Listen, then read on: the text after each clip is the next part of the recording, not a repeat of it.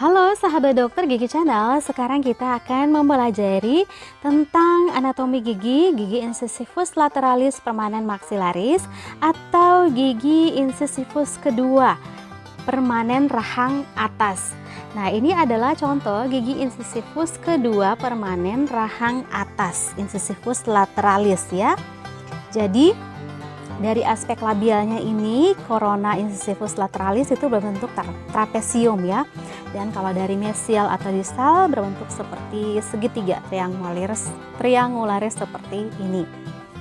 Letak gigi incisivus lateralis merupakan gigi kedua ya, yang ini.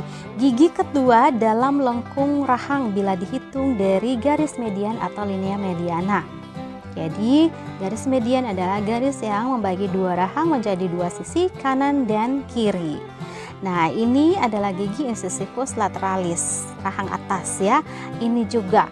Jadi, di rahang atas incisivus lateralis ada dua, kanan dan kiri. Nah, untuk nomenklaturnya, gigi I2 ini, kalau FDA 12, 22. Kalau Palmer dan Zsigmondy itu seperti ini ya. Ini yang kanan, ini yang kiri. Kalau ADA 7, 10. Ini 7, ini 10. Nah, fungsinya gigi incisivus lateralis ini adalah untuk membantu fungsi gigi incisivus centralis ya. Incisivus pertama, rahang atas, dan masa erupsinya muncul ke rongga mulut itu pada umur 8 sampai 9 tahun. Nanti pembentukan akarnya selesai itu pada umur 11 tahun. Jadi sudah lengkap, ini sudah tidak terbuka ya bagian apikal dari akarnya. Jadi kalau misalnya sebelum umur 11 tahun kemudian sudah rusak parah giginya ya, lalu terpaksa harus dicabut, biasanya kalau kita cabut itu di bagian akarnya tidak sempurna, seperti ada patah sedikit ya. Tetapi itu sebenarnya bukan patah karena akarnya memang belum terbentuk sempurna, belum selesai ya. Jadi kalau di umur di bawah 11 tahun sudah harus dicabut, biasanya tidak menutup sempurna di ujung akarnya. Nah, panjang gigi rata-rata dari incisivus lateralis ini itu 22 mm. Jadi koronanya itu panjangnya 9 mm dan radiksnya 13 mm. Meskipun pada beberapa kasus juga biasanya ada kelainan akarnya lebih pendek ataupun lebih panjang. Itu adalah rata-rata ya. Nah, sekarang kita ke morfologi koronanya. Jadi gigi incisivus lateralis ini pada dasarnya mirip dengan incisivus centralis ya, tetapi ada beberapa perbedaan. Jadi dimensinya untuk gigi incisivus lateralis ini lebih kecil dibandingkan incisivus centralis. Kalau ini yang centralis lebih besar ya. Dan terlihat lebih ramping I2 ini, incisivus lateralis, dan lebih halus. Kemudian ukuran mahkotanya juga lebih kelihatan panjang ya, kelihatan panjang cervico-incisal karena lebih ramping. Kemudian bentuk gigi incisivus lateralis itu lebih membulat dibandingkan yang centralis. Sekarang kita mulai dari aspek labialis ya, yang menghadap bibir. Jadi dari aspek labial, gigi ini mirip dengan incisivus centralis, tetapi sudut mesio-incisalnya lebih membulat ya, dibandingkan sudut mesio-incisalnya gigi I1 atau incisivus centralis. Kalau ini I1, jadi sudut mesio-incisalnya itu hampir berbentuk sudut 90 derajat sikus-sikus, sedangkan kalau I2 itu lebih membulat ya, sudut mesio-incisal. Jadi kalau sudut itu adalah pertemuan dua sisi di sebelah sininya ya, lebih membulat dibandingkan sudut mesio-incisal I1 atau incisivus centralis. Kurvatura terbesarnya terletak pada bagian mesial, itu merupakan daerah kontak ya, dan terletak antara pertemuan sepertiga tengah, dan sepertiga insisal. Jadi kita bagi 3 mahkotanya seperti ini, sepertiga insisal, sepertiga tengah, sepertiga servikal. Jadi letaknya kalau di sebelah mesial, titik kontaknya itu pertemuan sepertiga insisal dan sepertiga tengah. Kalau kurvatura terbesar di batas distal itu biasanya terletak di sepertiga tengah, jadi lebih naik lagi ke atas, lebih ke servikal, itu kurvatura terbesarnya. Nah, sudutnya sudut disto insisal. Jadi kalau bilang sudut itu pertemuan dua sisi. Kalau ada yang bilang sudut distal atau sudut di insisal saja berarti salah ya. Sudut disto insisal lebih membulat dibandingkan sudut mesio insisal. Nah, garis servikalnya yang ini atau CEJ-nya, cemento enamel junction, itu melengkung juga ke arah apikal ya. Tetapi kedalaman lengkung ini lebih kecil daripada kedalaman lengkung garis cervicalis dari incisivus yang pertama.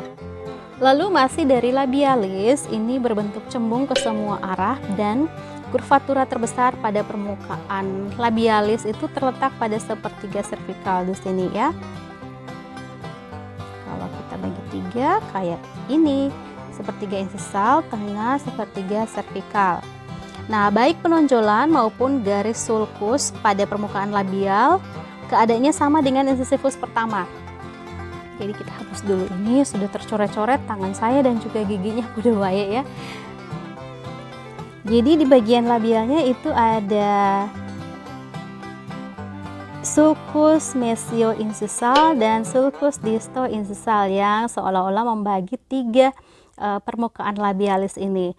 Makin ke cervical, sulcus mesiolabialis dan sulcus distolabialis ini makin tidak nampak ya, makin tidak jelas. Kita lanjut ke bagian atau aspek palatinalis dari gigi incisivus lateralis permanen rahang atas. Nah, pinggiran mesial dan distal ya sama dengan incisivus centralis, tetapi sudut disto insisalnya ini ya, sudut disto insisalnya lebih membulat.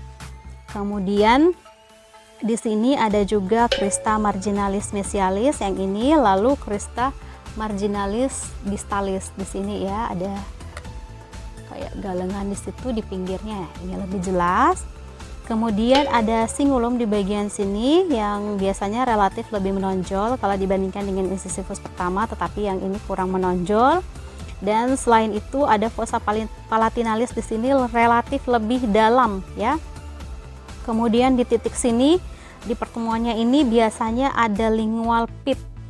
Nah, ini mesti hati-hati ya, kita harus sikat dengan baik-baik karena seringkali merupakan tempat pertamanya terjadi karies. Biasanya di sini lebih mudah melekat makanan dan susah dibersihkan karena dia kayak titik begitu.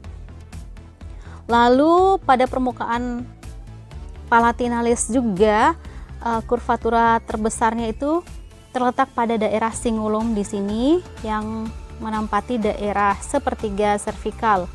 Lalu di antara singulum dan kedua crista marginalis distalis dan crista marginalis distalis itu biasanya ada corak ridge ya. Dia berbentuk V begini. Jadi ini juga bisa membedakan antara incisivus lateralis dengan incisivus centralis. Nah, kalau gigi incisivus centralis itu coraknya berbentuk huruf M ya. Berbentuk huruf M begini. Kalau kita lihat begini jadinya bentuk W ya. Nah, jadi itu yang bisa membedakan gigi incisivus centralis dan juga lateralis. Next, kita lanjut ke gigi incisivus lateralis masih ya, tetapi dari aspek mesial. Nah, kalau dari aspek mesial itu mirip dengan aspek mesialnya gigi incisivus centralis ya.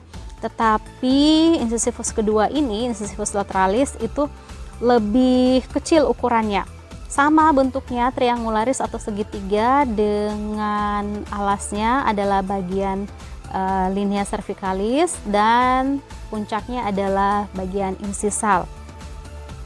Nah, titik kontak mesial itu terletak pada daerah yang berdekatan dengan sudut mesio-insisal. Jadi tepatnya berdekatan dengan pertemuan sepertiga tengah dan sepertiga insisal ya di sini. Kemudian dari aspek distalis, permukaan distal itu lebih cembung ya dan lebih sempit daripada permukaan mesialnya.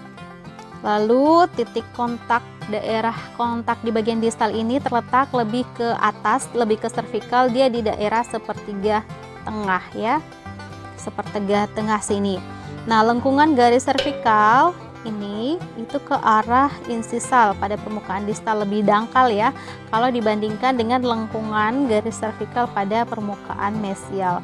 Jadi sama-sama lengkungannya ke arah insisal ya, mesial dari distal, lengkungan garis servikalnya atau CEJ-nya ini ke arah insisal, hanya saja yang di sebelah distal itu lebih dangkal.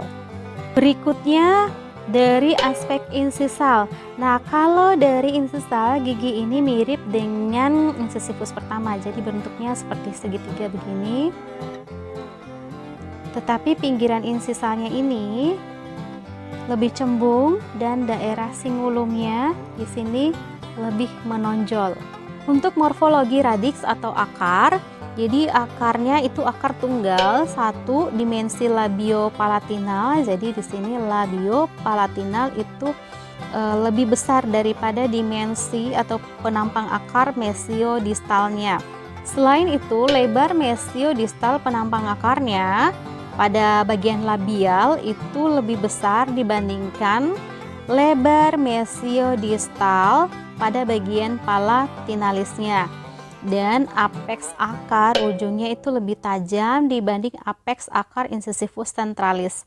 Dan biasanya akar ini membelok ke arah distal ya, tetapi tidak semua gigi itu belokan akarnya ke arah distal.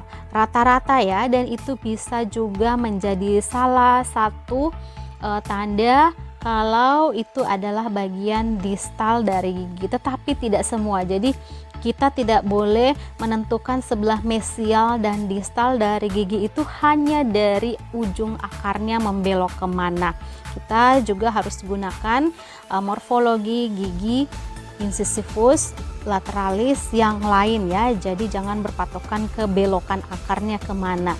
Nah, demikian morfologi korona dan radix dari gigi insisifus lateralis permanen rahang atas.